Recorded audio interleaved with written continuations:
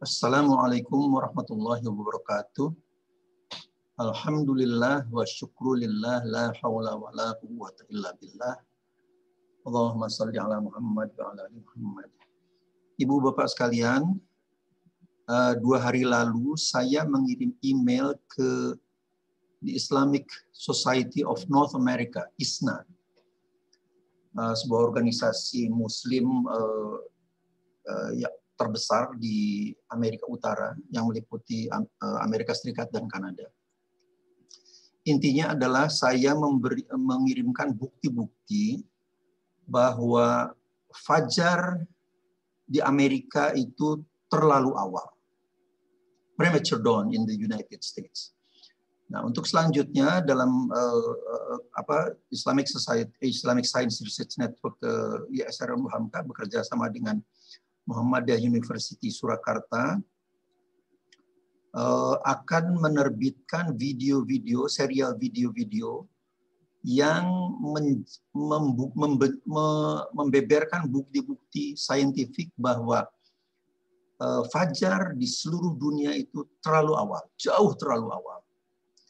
Nah, ini yang kali ini adalah di Amerika Serikat. Kemudian dalam email saya sebutkan bahwa dengan bukti-bukti seperti ini, kami mengajak Islamic Society of North America untuk melakukan diskusi dan barangkali juga melakukan reformasi atas ketetapan sholat fajar dan sholat isya bukan saja di Amerika tapi di seluruh dunia. Dan itu sesuai dengan buku yang telah saya tulis beberapa bulan yang lalu berjudul Premature Dawn and the Global Twilight Pattern. Sekali lagi ini adalah kerjasama antara Islamic Science Research Network ISRN UHAMKA Jakarta dengan Muhammadiyah University Surakarta yang diwakili oleh Bapak Dr. Bana Handaga. Oke. Apa problem utamanya sebetulnya? Problem utamanya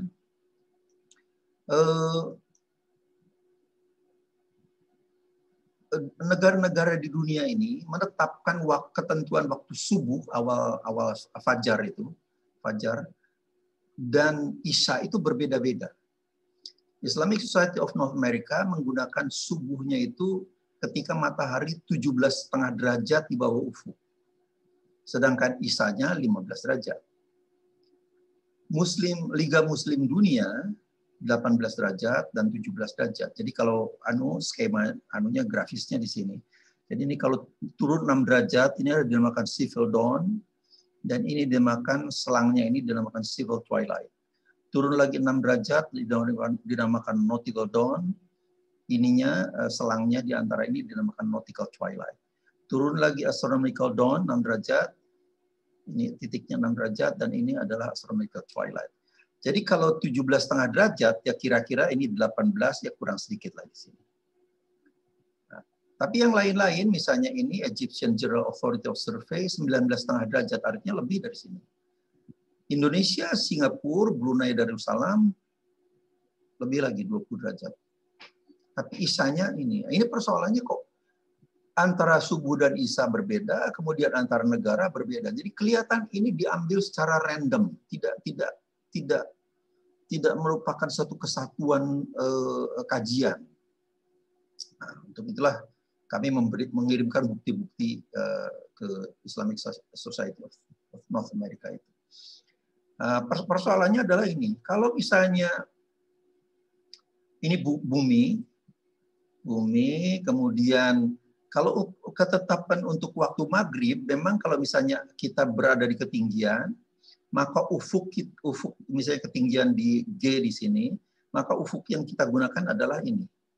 Sehingga matahari ketika menyentuh horizon lokal inilah maghrib. Atau kalau subuh ya maaf, ini subuh. Nanti maghribnya di sana. Nah, tapi kalau kita berada di ketinggian yang lebih, misalnya ini, maka ufuk lokalnya adalah ini. Jadi di sini sudah subuh, sudah syuruk maaf, atau di sana kalau di sebelah sini sudah maghrib. Nah, gambar ini tentu saja dibuat tidak di skala, karena kemudian mataharinya dibuat kecil. Karena memang sebetulnya jaraknya dari sana ke sini itu adalah 150 juta kilometer. Ini untuk menjelaskan secara grafis ini saja, makanya dibuat bola bumi yang besar. Padahal jari-jari bumi kan cuma kira-kira 6.300 km. Padahal ini 150 juta kilometer. Jadi bisa dibayangkan itu.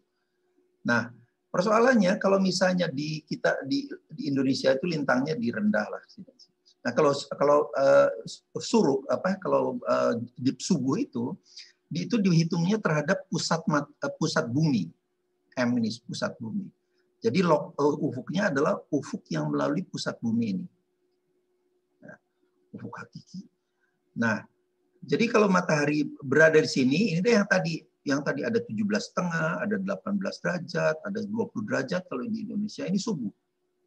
Kemudian ini suruknya nanti di sini sesuai dengan ketinggian kita, nanti isanya begitu.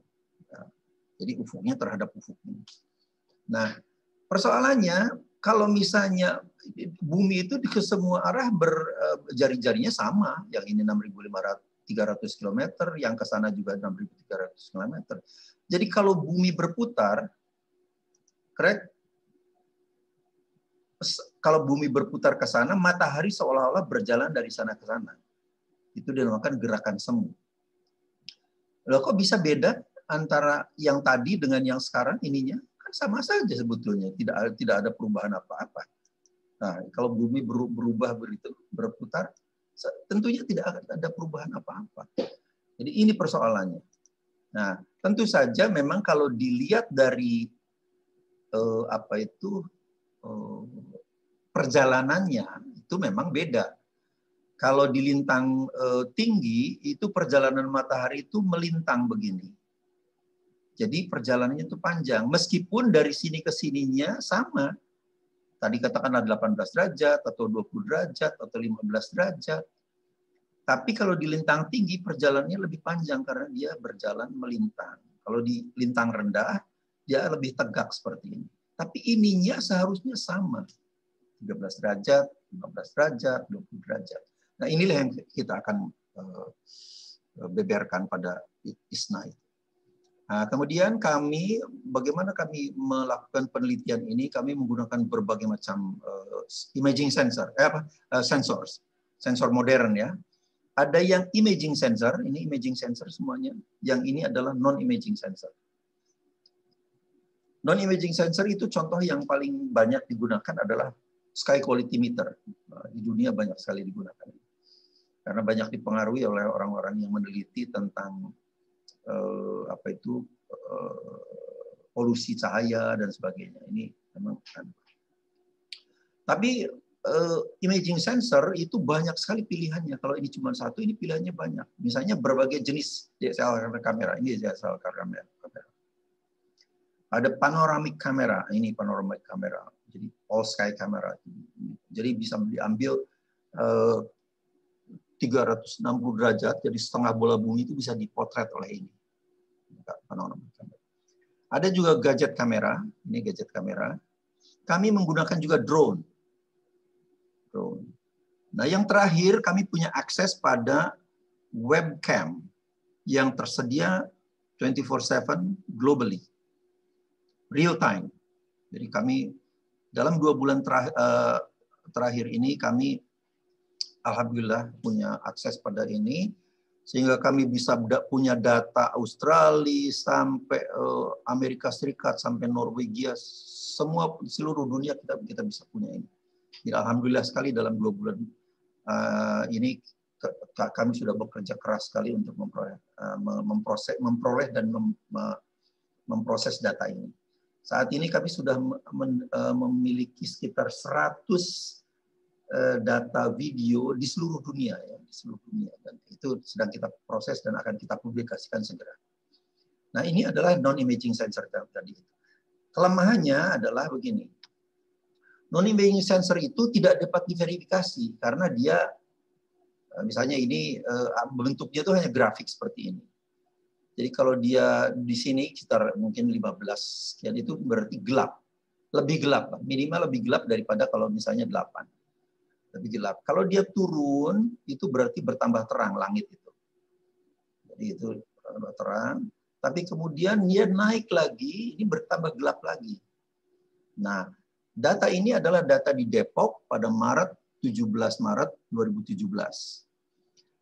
Ketetapan subuh pemerintah itu resminya di sini. Padahal setelah subuh loh, langitnya masih tambah gelap. Baru dia turun di sini. Jadi seharusnya subuh itu di sini. Ini sesuai dengan ketentuan dari Al-Baqarah 187. 87. Yatabayyana lakumul khaytul abyadu minal khaytil aswadi minal fajr. Sehingga jelas bagimu pertemuan antara benang putih dan benang hitam. Inilah pertemuan benang putih. Nah, ini misalnya saya curiga jangan-jangan ini yang dinamakan fajar kadzib, fajar bohongan. Karena dia turun, kemudian dia bertambah gelap lagi. Artinya bertambah terang, kemudian bertambah gelap lagi. Cuma persoalannya bagaimana membuktikannya? Susah. Karena tidak bisa diverifikasi. Ini kelemahan terbesar dari non-imaging sensor.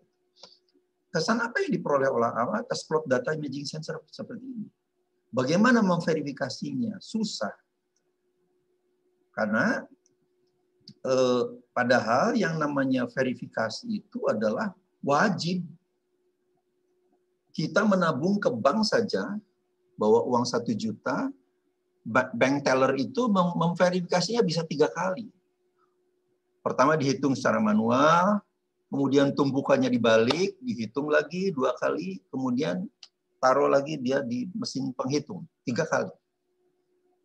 Ini urusan sholat fajar yang kata Allah pahalanya itu lebih luas, lebih banyak, lebih besar daripada seluruh isi alam semesta.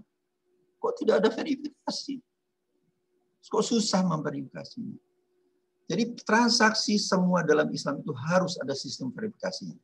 Itulah sebabnya hutang harus ada 2 saksi dan sebagainya. Oke, ini adalah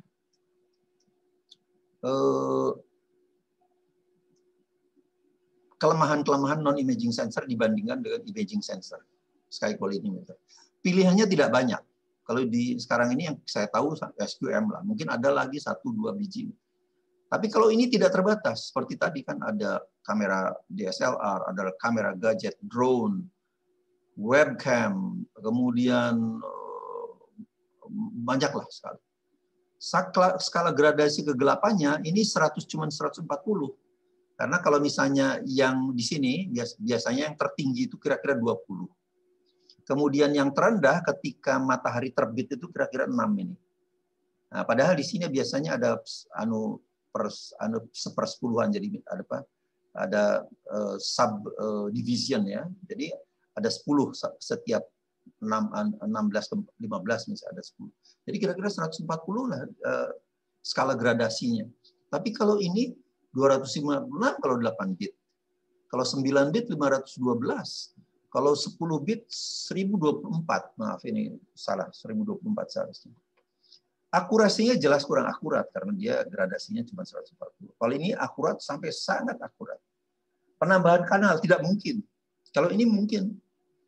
Kita menggunakan kanal yang biasa itu kan pakai RGB, red, green, and blue.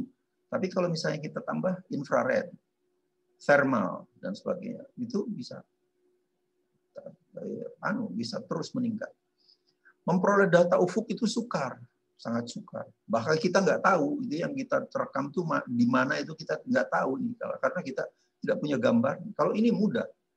Drone itu saya di satu titik misalnya di depan rumah saya, pagi saya bisa memperoleh ufuk timur, nanti malam saya bisa mengambil ufuk timur barat, ufuk barat untuk penyelidikan waktu isya. Sistem verifikasi internnya tidak ada, ini kelemahan terbesarnya.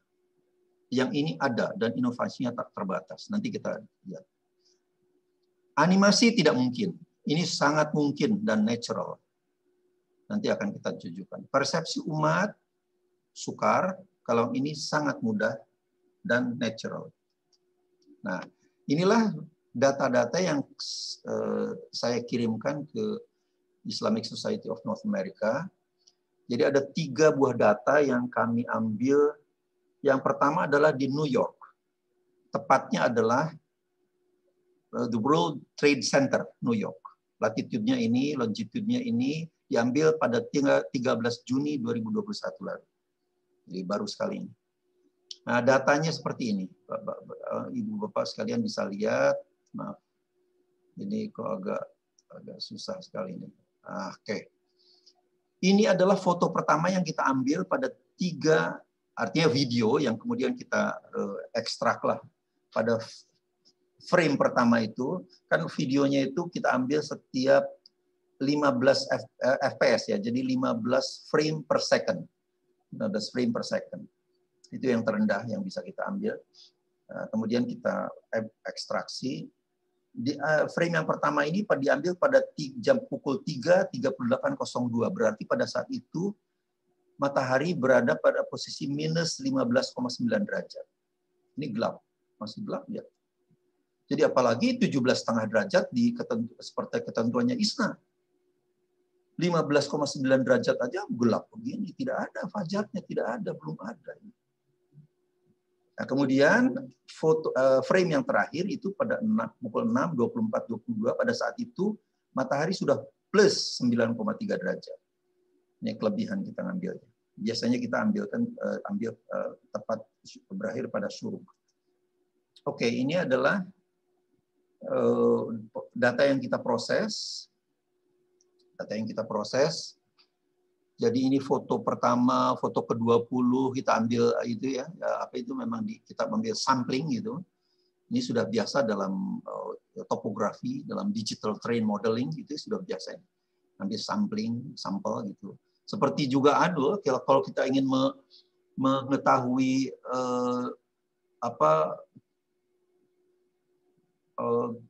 rata-rata gaji penduduk Jakarta gitu kan, di sampling juga itu. Tidak mungkin kita mengambil setiap orang Jakarta diambil datanya, jadi di sampling. Misalnya di daerah Menteng diambil 10 orang, di daerah Depok di daerah Kebon Jeruk diambil sekian orang, jadi itu sampling namanya. Oke, kemudian waktunya adalah ini, foto pertama, artinya frame yang pertama adalah pada 3.38.02. Kemudian kita hitung standar deviasinya, dan bagaimana menghitung standar deviasinya, silahkan dilihat di buku saya yang sudah terbit. Kemudian pada saat itu posisi matahari adalah minus 15,9 derajat di bawah ufuk. Ini terus kita hitung, kemudian kita plot. Nah, plot ini data yang data yang ini yang merah-merah ini. Nah, kemudian kita model dengan polinomial. Polinomialnya ini. Sehingga kita bisa secara otomatis menentukan fajar itu munculnya di titik ini. Titik ini terjadi pada ini data anunya. Jadi ini data basic datanya WTC, WTC, New York, 13 Juni 2001, data sumber datanya webcam. Datanya diambil sejak jam 3.38.02 sampai ini. Kemudian astronomical dawn pada 3.19.33. Jadi jelas pada saat diambil 3.38 mulai diambil ini sudah astronomical dawn sudah lewat. Tapi masih gelap total, kan bisa dilihat ini. Ini masih gelap total. Kemudian berarti astronomical twilight sejak astronomical dawn ini sampai dengan syuruk itu 2 jam 5 menit 16 detik. Tapi ini sistem yang kita sudah develop itu ternyata fajar itu munculnya terdeteksi adalah di sini. Adalah pada pukul 4.29.22. 4.29.22. Berarti pada saat itu ini sampai dengan waktu syuruk dari ini itu hanya 55 menit 27 detik. Coba yang dari tadinya 2 jam 5 menit 16 detik, ternyata waktu subuh itu hanya 55 menit 27 detik. Dan posisi matahari pada saat ini terjadi pada minus 9,2 derajat. Jadi jauh sekali dari 17,5 derajat yang ditetapkan oleh ISNA itu. Nah, kemudian ini apparent sun velocity, artinya kecepatan merambatnya matahari semu, karena tadi yang bergerak yang ini kecepatannya karena dia melintang, jadi memang kira-kira hampir 8 menit per derajat. Padahal kalau di Indonesia itu kira-kira 4 menit per derajat saja. Inilah datanya, semua kita cantumkan di sini. 7 menit per derajat, maaf, 7 menit per derajat. Kemudian kita ini modelingnya kita menggunakan polinomial derajat kelima. Akurasinya ini, jadi ada akurasinya adalah root mean square error-nya 0,7 grayscale. Ini sangat akurat sekali.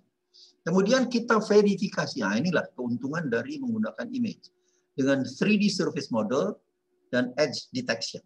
Kita lihat. Nah, ini foto frame yang pertama.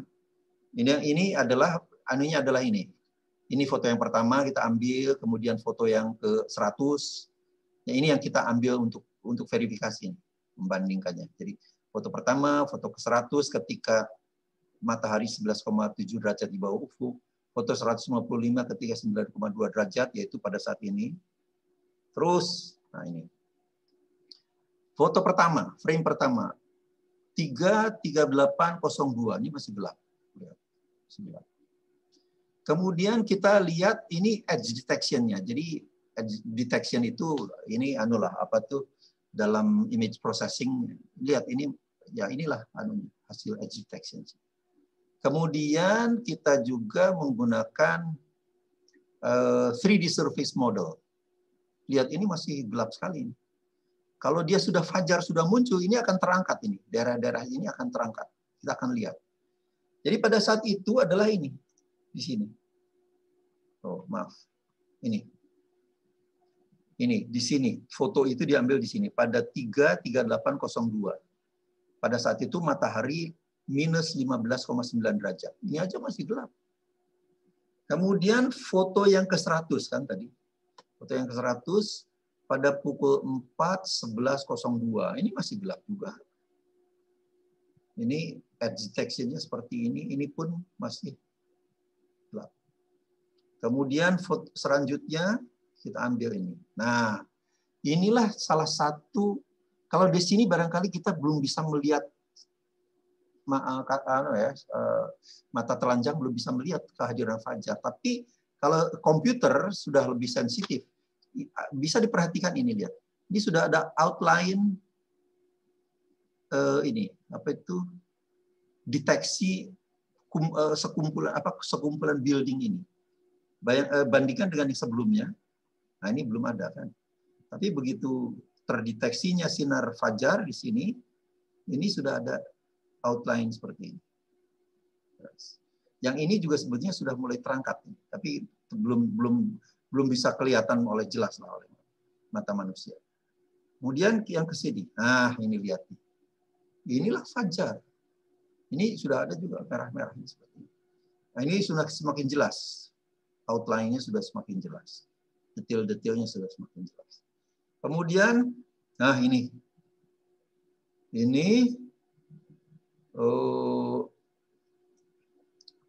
Inilah fajar. Inilah fajar. Ya, ini sudah semakin detail. Jadi ini verifikasinya. Dua ini adalah alat verifikasi yang tidak bisa dimiliki oleh sky quality meter. Data sky quality meter. Pada saat ini posisi matahari adalah minus 7 derajat di bawah ufuk. Nah, ini lihat. Ini foto terakhir pada 5:1:02, pada saat itu matahari minus 4,5 derajat di bawah ufuk. Ini lihat sudah semakin, karena matahari sudah semakin terang, jadi ini edge detection-nya semakin lengkap. Ini sudah lihat. Nah, sekarang kemudian data yang kedua adalah Seebeck Lake di Maine. Nah, jadi negara bagian Maine. Latitude-nya ini, longitude-nya ini, dan sebagainya. kalau tadi apa itu WTC, World Trade Center, memang di kota lah gitu ya, memang di kotaan.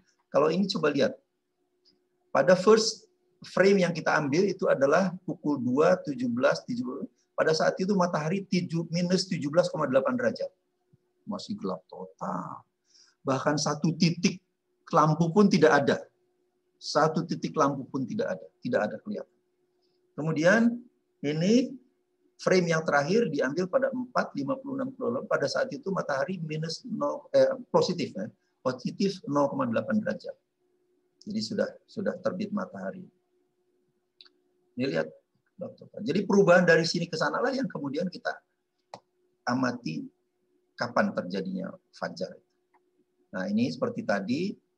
Jadi ini foto ke-40 kita mulai analisisnya. Karena kalau dari foto 1 ya ini terus datar di sana. Buat ngapain, kita kan sebetulnya cuma pengen menentukan ini. Jadi ya kita sederhanakan lah. Kayak kita ambil foto ke-40 ini. Terus dan sebagainya. Lihat, ketika foto itu wilayah itu wilayah yang sangat gelap, satu titik anu pun tidak ada, lihat ini. Matahari terdeteksi pada minus 10,3 derajat. Nah, sekarang perjalanan mataharinya sekarang lebih panjang lagi karena main itu lebih ke utara kan. Jadi ini sekarang per derajat itu memerlukan waktu 8,6 menit. Ini juga sama dengan polinomial derajat 6, cuman memang akurasinya agak lebih karena ada ini agak meleset jauh. Tapi itu tidak masalah. Oke, kemudian jadi matahari terdeteksi fajar itu pada minus 10,3 derajat di bawah ufuk matahari. Nah, ini lihat. Ini foto pertama nih. Edge detection tidak ada satupun. Ini ada titik 1, ini titik 2 yang bisa terdeteksi lah. Ini lihat 3D surface modelnya flat hitam. Ini titik ini sih. Foto yang di sini. Kemudian foto yang di sini pukul 3.10.38. Pada saat itu matahari 13,1 derajat. Masih gelap. Jadi bagaimana 13,1 derajat aja masih gelap? Kok sudah ditentukan ketentuan ISNA itu 17,5 derajat. Jadi jauh sekali. Kemudian inilah saat fajar mulai terdeteksi. Ini sudah mulai, ini lihat. Ini saat fajar mulai terdeteksi. Ini lihat edge detection-nya. Nah, kemudian semakin ininya semakin jelas, yang ini semakin jelas juga. Ini ya sudah boleh kelihatan. Nanti gambar akhirnya memang seperti ini. Nah, ini lihat. Ini sudah kelihatan. Pada saat posisi ini adalah minus 9 derajat di bawah ufuk matahari. Masih di bawah ufuk ya, 9 derajat. Lihat. Inilah fajar. Dan ini lihat bangunan ini bagian deteksi tepinya, deteksi tepi antara air dengan daratan ini sudah terdeteksi di sana. Kemudian ini juga lihat seperti ini bagian daratan dan ini langit. Ini pohon-pohon bisa terdeteksi seperti ini. Jadi ini. Nah, ini yang sudah foto terakhirnya seperti ini. Jadi kemudian kita juga ada tiga sampel yang kita berikan ke ISNA itu. Big Sky di Montana ini Big Sky.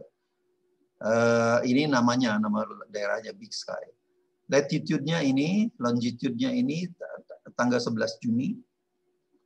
Ini lihat gelap total ketika 13,6 derajat matahari di bawah ufuk. Bagaimana 17,5 derajat sudah subuh kalau 13,6 derajat aja sudah masih gelap total seperti ini. Yang terakhir adalah pukul 5.34.42, foto yang terakhir ini seperti ini. Pada saat itu matahari minus 0,9 derajat. Jadi, nah inilah yang kemudian kita cari di mana anunya. Ternyata terjadi perubahan deteksi ini terjadi pada matahari ketika matahari minus 9,2 derajat. Ya. Jadi ini Big Sky, Montana, USA, 11 Juni, live webcam, dan sebagainya. Ini ada astronomical dawn-nya adalah seperti ini. Astronomical twilight-nya sebetulnya 2 jam 33-50 menit. Kenyataannya hanya 1 jam. Jadi kurang dari 50% sebetulnya. Cuma 40% saja. Jadi kalau kita tetap mempertahankan dengan 17,5 derajat itu, yang saya sudah bilang pada ini adalah berarti Muslim Amerika itu sholat subuhnya belum waktunya. Jadi ini segera harus ada reformasi. Buktinya sudah sangat banyak dan kita insya Allah akan punya data lebih banyak lagi. Ini foto pertama, ini edge detection-nya, ini 3D surface modelnya masih gelap total pada saat matahari 13,6 derajat di bawah ufuk. Pada saat 11,5 derajat masih gelap total juga. Baru terdeteksi itu adalah pada saat minus 9,2 derajat. Ini terdeteksi. Dan selanjutnya ini lihat. Nah, ini outline-nya sudah ada ini kalau yang tadi. Nah, ini sudah kelihatan outline-nya ini nih. Ini ada garis seperti ini, kemudian gunungnya belum kelihatan memang, tapi garis ini sudah kelihatan. Garis ini kelihatan. Di sini masih belum begitu jelas. Nah, tapi ini garisnya sudah semakin jelas dan gunungnya sudah mulai tampak. Nah, ini garisnya ini pertemuan antara ini dan langit, antara daratan dan langit. Kemudian ini ada gunung. Nah, ini. Jadi ini anunya. Dan seterusnya. Jadi itulah yang sudah kita sampaikan ke Islamic Society of North America. Mudah-mudahan akan terjadi diskusi yang